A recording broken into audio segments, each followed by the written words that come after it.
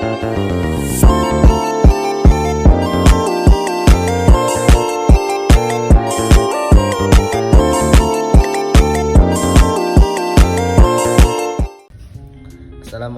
warahmatullahi wabarakatuh. Perkenalkan, nama saya Bayodowi. NIM saya 8620 6230 289 dari Prodi Pendidikan Guru Sekolah Dasar kelas RA 3. Di video ini saya ingin menjelaskan tentang faktor-faktor yang mempengaruhi belajar atau jenis-jenis belajar. Di video ini saya ingin mengerjakan tugas UAS dari mata kuliah Psikologi Pendidikan dari Ibu Maulina Rahayu. Di sini saya ingin menjelaskan faktor-faktor yang mempengaruhi belajar atau jenis-jenis belajar. Baik, langsung saja kita mulai ke pembahasannya. Faktor internal belajar ada kemampuan kognitif, kemampuan otak untuk memahami dan memproses informasi secara efektif. Selanjutnya ada motivasi intrinsik, keinginan yang berasal dari dalam diri sendiri untuk belajar dan meningkatkan pengetahuan. Ada pengalaman sebelumnya. Pengalaman sebelumnya dapat mempengaruhi cara kita belajar dan mengingat informasi baru. Ada persepsi terhadap belajar, cara kita melihat belajar dan sejauh mana kita percaya diri dalam menghadapinya. Ada faktor eksternal. Faktor eksternal belajar, kualitas pengajaran, pengaruh keefektifan pengajar dalam menyampaikan materi pembelajaran. Selanjutnya ada lingkungan belajar, pengaruh kondisi fisik dan sosial dalam lingkungan belajar terhadap kualitas belajar seseorang. Selanjutnya ada dukungan sosial, peran keluarga, teman, dan masyarakat dalam memberikan dukungan dan motivasi selama proses belajar. Selanjutnya ada sumber belajar, variety of online resources to support self-paced learning. Materi selanjutnya ada motivasi belajar. Selanjutnya ada motivasi belajar.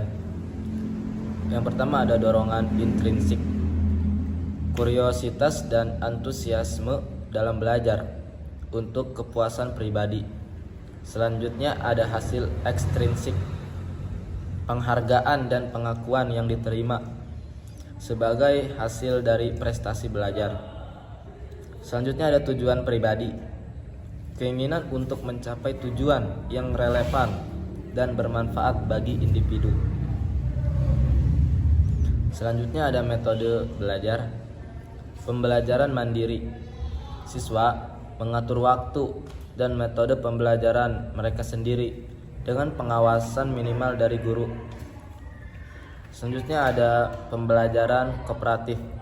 Siswa bekerja sama dalam kelompok kecil untuk mencapai tujuan belajar bersama. Selanjutnya ada pembelajaran aktif.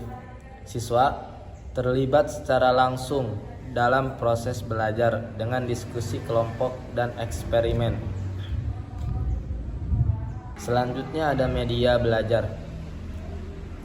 Media pembelajaran adalah setiap benda yang dapat digunakan sebagai alat untuk mengajar, dapat digunakan untuk menyampaikan informasi dari pembelajaran kepada orang yang akan menerimanya, atau sebaliknya, benda, peristiwa, orang, atau kombinasi dari semuanya dapat digunakan sebagai media pembelajaran.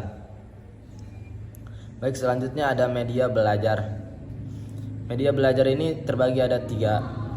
Yang pertama ada buku, yang kedua e-learning, dan yang ketiga video. Yang pertama buku. Buku itu adalah sumber belajar tradisional yang memberikan informasi yang terstruktur.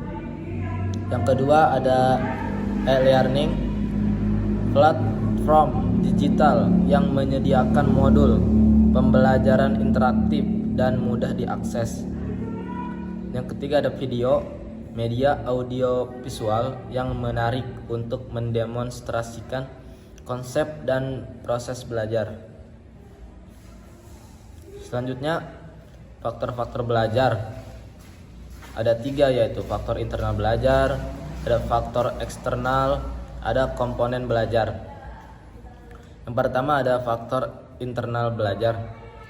Faktor internal belajar itu ada kemampuan kognitif, ada motivasi intrinsik, ada pengalaman sebelumnya, dan persepsi terhadap belajar. Selanjutnya ada faktor eksternal. Faktor eksternal itu ada kualitas pengajaran, lingkungan belajar, dukungan sosial, dan sumber belajar. Yang ketiga ada komponen belajar. Komponen belajar itu ada motivasi belajar, metode belajar, media belajar, dan evaluasi belajar.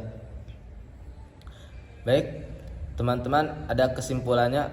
Kesimpulannya yaitu terdapat beberapa faktor yang mempengaruhi belajar, termasuk faktor internal dan eksternal. Faktor internal meliputi motivasi, kecerdasan, dan bakat, sementara faktor eksternalnya meliputi lingkungan keluarga, lingkungan sekolah, dan masyarakat. Selain itu, terdapat juga faktor-faktor lain seperti pendekatan belajar siswa dan tingkat kesulitan materi yang dipelajari. Namun, sumber-sumber tersebut tidak secara khusus membahas jenis-jenis belajar. Oleh karena itu, informasi mengenai jenis-jenis belajar mungkin perlu kita cari dari sumber lain yang lebih spesifik. Baik, mungkin cukup penjelasan dari saya terkait faktor-faktor yang mempengaruhi belajar atau jenis-jenis belajar. Cukup sekian dari saya, kurang lebihnya mohon maaf. Wallahu muwaffiq ila aqwamit thoriq. Wassalamualaikum warahmatullahi wabarakatuh.